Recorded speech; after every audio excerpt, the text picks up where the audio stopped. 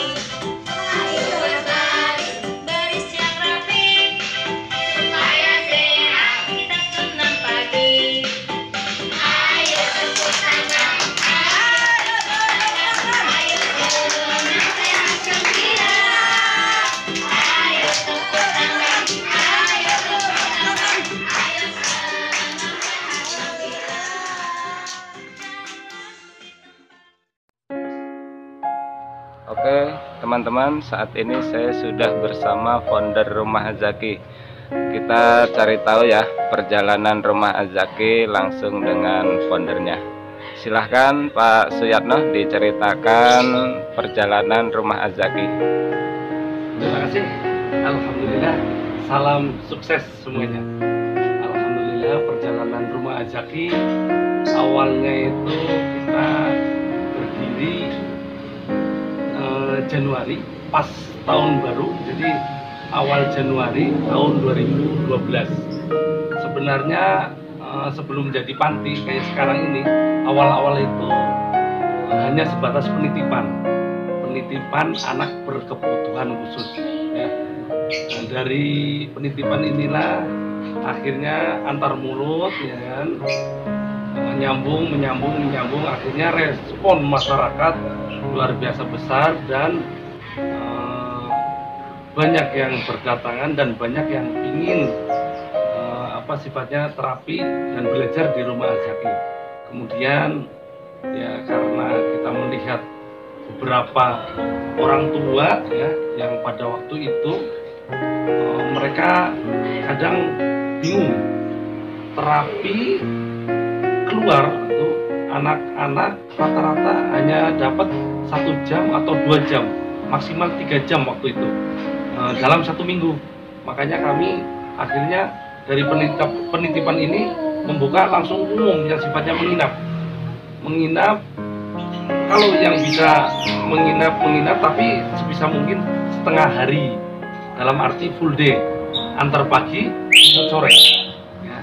Dengan seperti itu orang tua bisa mencari nafkah, bisa bersama dengan anaknya di malam harinya, sehingga kemandiriannya lebih terkontrol dari penitipan sini juga dengan kondisi di rumahnya ya. Dengan perjalanan semakin kesini akhirnya yaitu kita berubah menjadi panti. Terima kasih. Pertanyaan berikutnya, gimana kalau ada anak yang ingin mendaftar atau belajar di panti Rumah Az-Zaki ini? Bisa tolong jelaskan persyaratannya? Siswa yang ada di Rumah Az-Zaki itu umum satu dalam arti bebas sara ya, itu yang pertama. Jadi kita mau agama Islam, Kristen, Buddha, sebenarnya kita terima semua. Terus mau dari Jawa Barat, Jawa Tengah, Sunda ataupun Batak, Kalimantan, bebas, kita bebas syarat. Hanya mungkin sifatnya tadi harus ngisi formulir dulu ya. Setelah ngisi formulir ada yang sifatnya buat buat data kita Itu biasanya KTP orang tua atau wali, KTP atau kakak ya dari orang tua atau wali, baru nanti ada akad kebersamaan. Jadi beberapa orang tua nih diminta untuk akad kebersamaan. Mereka mau memberikan yang terbaik buat anaknya seberapa orang tua mampu. Jadi kita nggak mematok ya sifatnya akad kebersamaan. Kalaupun nanti orang-orang ya anak-anak yang sifatnya tidak mampu, kita bebas ya, bebas masuk ya. Yang penting ada penanggung jawab. Pertanyaan terakhir, bisa tolong sebutkan atau jelaskan berapa anak yang berada di panti? Anak sampai saat ini itu sekitar 25 ya. 25 anak itu terbagi menjadi dua ya. 13 anak itu posisinya di dalam panti menginap ya. Dan 12 anak berada di luar. Kebetulan kalau yang 12 anak ini masih lengkap ya, dalam arti orang tuanya ada, jadi mereka mengambil yang sifatnya full day, antar pagi jemput sore.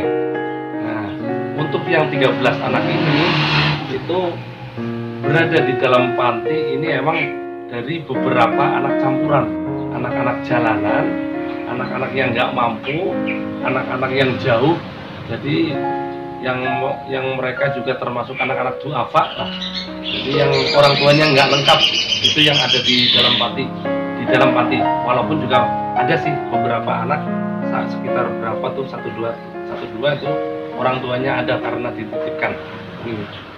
Oke, terima kasih Pak Suyatno atas penjelasannya. Mungkin ada yang ingin disampaikan atas waktunya. Jadi ada beberapa pesan. Yang pertama, buat bapak-bapak, ibu-ibu, saudara-saudara, manakala melihat anak-anak para penyandang disabilitas yang belum tertangani, tolong antar saja atau hubungi ke Rumah Azaki. Kemudian yang kedua, juga buat bapak-bapak, ibu-ibu yang sama-sama ingin berbagi atau melaksanakan membuat ladang amal bersama ya, menjadi ejen-ejen kebaikan, juga bisa hubungin langsung ke Rumah Azaki. Oke.